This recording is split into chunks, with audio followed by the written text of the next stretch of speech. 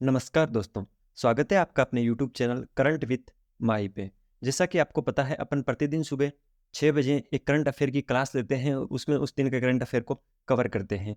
आज है 19 दिसंबर और आज का जो भी इम्पोर्टेंट करंट अफेयर है उसका अपन डिटेल एनालिसिस इस क्लास में करेंगे। चलिए बिना किसी देरी के क्लास को शुरू करते हैं।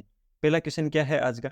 भारत में अल्पसंख्यक अधिकार दिवस 2023 का विषय क्या है? आपको पता है प्रतिवर्ष 18 दिसंबर को अल्पसंख्यक अधिकार दिवस मनाया जाता है और जो इस बार का यानी कल जो 18 दिसंबर को अल्पसंख्यक अधिकार दिवस मनाया गया उसका विषय क्या रखा गया? विविधता और समावेश का जश्न मनाना। विविधता और समावेश का जश्न मनाना अल्पसंख्यक अधिकार दिवस 2023 का विषय है। ये एक मैंने फोटो डाली है और अल्पसंख्यक अधिकार दिवस के बारे में इंपॉर्टेंट पॉइंट क्या बनते हैं अपन डिस्कस करते हैं। भारत में अल्पसंख्यक अधिकार दिवस प्रतिवर्ष 18 दिसंबर को मनाया जाता है। इस दिन का उद्देश्य भेदभाव, जाति, नस्ल, धर्म, जाति और ऐसे स्तरों के आधार पर बिना किसी भेदभाव के अल्पसंख्यक समूह के अधिकारों के बारे में जागरूक और शिक्षित करना अल्पसंख्यक अधिकार दिवस का कार्य होता है। और ये 18 दिसंबर को अपन मनाते हैं। इस बार की थीम या विषय क्या था? विविधता और समावेश का जश्न मनाना। अब जो अल्पसंख्यक है उनको भारतीय संविधान के अंदर क्या क्या अधिकार दे रखे हैं उनको भी अपन साथ में डिस्कस कर लेते हैं। पॉलिटी के पॉइंट ऑफ व्यू से ये इंपॉर्टेंट बनते हैं। तो भारत के संविधान का अनुच्छेद 14 लोगों का कानून के समक्ष समानता का अधिकार है और कानूनों का समान संरक्षण है। यानी अगर आप बहुसंख्यक हो या अल्पसंख्यक हो, आप कानूनी रूप से सब समान हो और कानूनों का समान संरक्षण आपको प्रदान है। अनुच्छेद 15(1) के या 15(2) यानी 15(ख) के अंदर धर्म, मूल वंश, जाति, लिंग या जन्म स्थान के आधार पर नागरिकों के खिलाफ भेदभाव का निषेध है। यह भी अल्पसंख्यकों के लिए एक अधिकार दे रखा है। अनुच्छेद 16(1) और 2 यानी अनुच्छेद 16 के और ख के अंदर राज्य के अधीन किसी भी कार्यालय में रोजगार या नियुक्ति से संबंधित मामलों में नागरिकों को अवसर की समानता का अधिकार है। आप चाहे अल्पसंख्यक हो या बहुसंख्यक हो, राज्य के अधीन किसी भी कार्यालय में अगर रोजगार या नियुक्ति की कोई भी वैकेंसी जाती है तो समान अवसर और समान अधिकार दिए गए हैं। अनुच्छेद 25(1) में लोगों की अंतरात्मा की स्वतंत्रता और स्वतंत्र रूप से धर्म को मानने, अभ्यास करने और धर्म का प्रचार करने का अधिकार है। सार्वजनिक व्यवस्था, नैतिकता और अन्य मौलिक अधिकारों के अधीन। यह अनुच्छेद 25 में दे रखा है। ये भी अल्पसंख्यकों का एक अधिकार है। इसके अलावा और कौन कौन से अनुच्छेदों में अल्पसंख्यकों के अधिकार दे रखे हैं?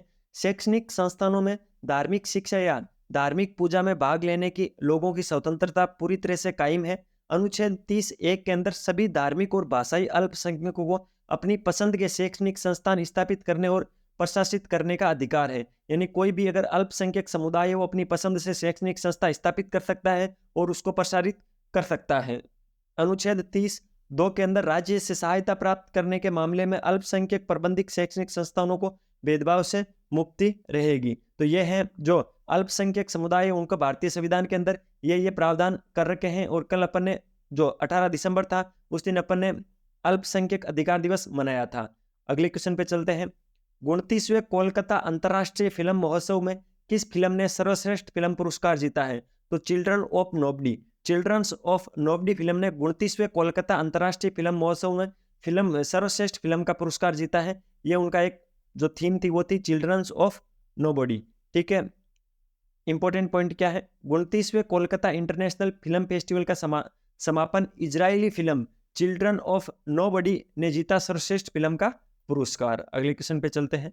भारत में पहली बार जीवन रक्षक अस्थि मज्जा प्रत्यारोपण कहाँ आयोजित किया गया? तो दिल्ली कैंट के अंदर। दिल्ली कैंट में जो भारतीय सेना का अस्पताल है वहां के डॉक्टरों ने भारत का पहला बोन मैरो ट्रांसप्लांट सफलतापूर्वक कर दिया है। और ये फोटो ऐसे ही नहीं लगा रखी है, ये उन डॉक्टरों की पूरी टीम है और इस बच्चे का बोन मैरो ट्रांसप्लांट सक्सेसफुल हुआ था। तो ध्यान रखना है, जीवन रक्षक अस्थि मज्जा प्रत्यारोपण कहां पर सफलतापूर्वक हुआ है? दिल्ली कैंट के अंदर जो भारतीय सेना का अस्पताल है वहां पर। अगले क्वेश्चन पे चलते हैं।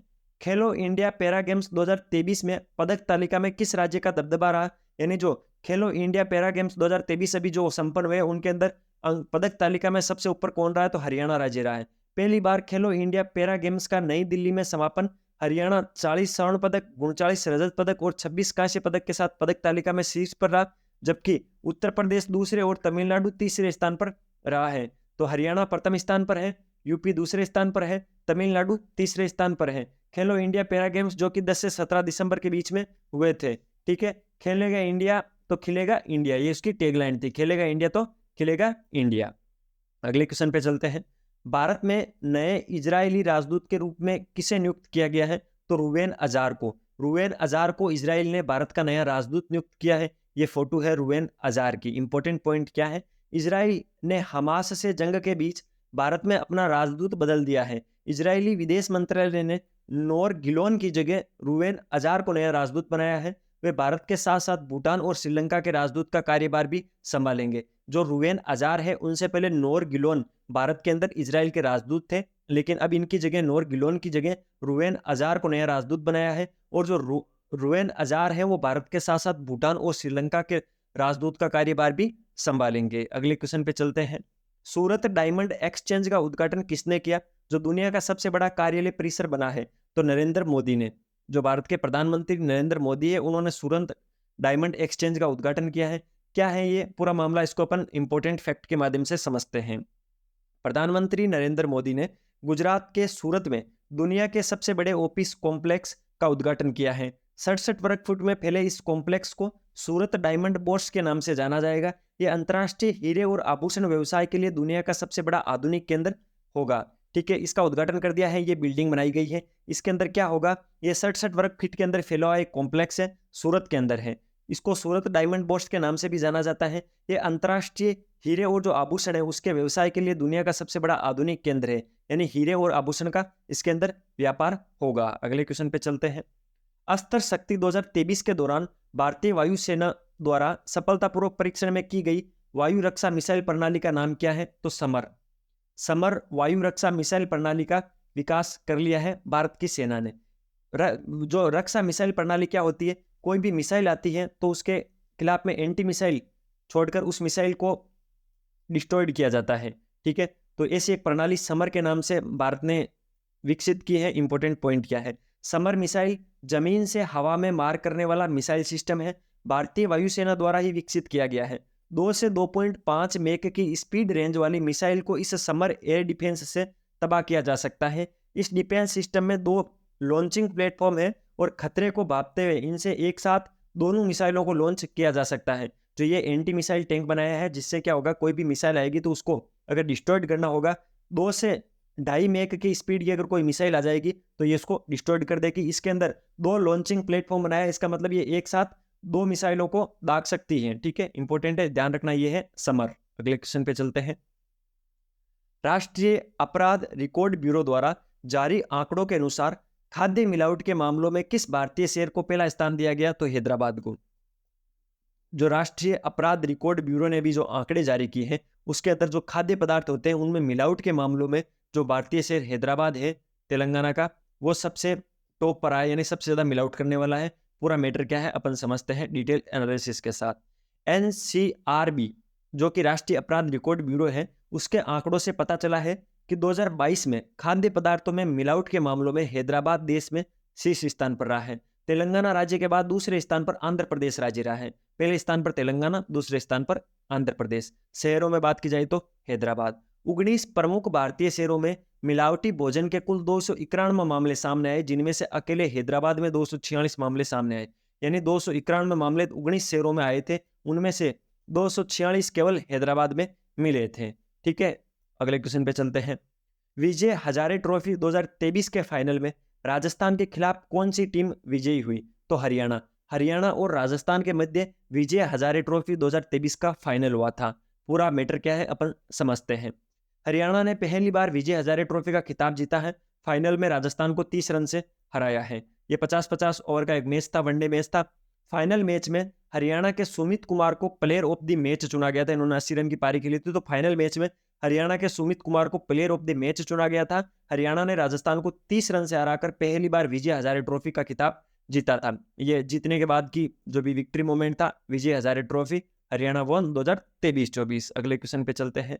उपराष्ट्रपति जगदीप धनखड़ ने पूर्व प्रधानमंत्री अटल बिहारी वाजपेयी की स्मृति में 2 दिवसीय अटल स्वास्थ्य मेले का उद्घाटन कहाँ किया? तो लखनऊ उत्तर प्रदेश के अंदर। लखनऊ उत्तर प्रदेश के अंदर उपराष्ट्रपति जगदीप धनखड़ ने पूर्व प्रधानमंत्री अटल बिहारी वाजपेयी की स्मृति में 2 दिवसीय अटल स्वास्थ्य मेले का उद्घाटन किया था। ये मेले में स्पीच के समय की एक फोटो है। पूरा मैटर क्या है, इंपॉर्टेंट पॉइंट के माध्यम से समझते हैं। उपराष्ट्रपति जगदीप धनखड़ ने आज उत्तर प्रदेश के लखनऊ के राजाजीपुर स्थित PNT ग्राउंड में पूर्व प्रधानमंत्री अटल बिहारी वाजपेयी की स्मृति में 2 दिवसीय अटल स्वास्थ्य मेले का उद्घाटन किया था। इस अवसर पर उपराष्ट्रपति ने कहा कि अटल बिहारी वाजपेयी ने लंबे समय तक लखनऊ और देश का नेतृत्व किया है। उत्तर प्रदेश की राज्यपाल आनंदीबेन पटेल आप सब जानते हो, उप मुख्यमंत्री ब्रजेश पाठक और राज्यसभा सांसद डॉक्टर दिनेश शर्मा भी इस अवसर पर उपस्थित थे। कौन कौन से मेहमान थे? तो यूपी जो उत्तर प्रदेश है वहां की राज्यपाल आनंदीबेन पटेल, उप मुख्यमंत्री ब्रजेश पाठक। वर्तमान में उत्तर प्रदेश के मुख्यमंत्री कौन है? कमेंट बॉक्स में जल्दी से बताओ। और राज्यसभा सांसद डॉक्टर दिनेश शर्मा इस अवसर पर उपस्थित रहे थे। ठीक है, तो आपको ध्यान रखना है। यह था 19 दिसंबर का इंपॉर्टेंट करंट अफेयर। अगर आपको क्लास की क्वालिटी और कंटेंट की क्वालिटी पसंद आ रही है तो मैं आपसे रिक्वेस्ट करूंगा, प्लीज लाल वाला बटन दबाकर चैनल को सब्सक्राइब करना, बेल आइकन जरूर प्रेस करना, जिससे क्या होगा, प्रतिदिन सुबह 6 बजे आपको एक नोटिफिकेशन मिलेगा जिसमें उस दिन का करंट अफेयर मिल जाएगा। बहुत ही शानदार कंटेंट प्रोवाइड कराने की कोशिश करता हूं, इसके लिए आप अच्छे अच्छे कमेंट किया करो। ठीक है, मिलते हैं फिर कल सुबह वापस नए सेशन के साथ। तब तक अपनी पढ़ाई जारी रखो, स्वास्थ्य का ध्यान रखो। टेक केयर, जय हिंद।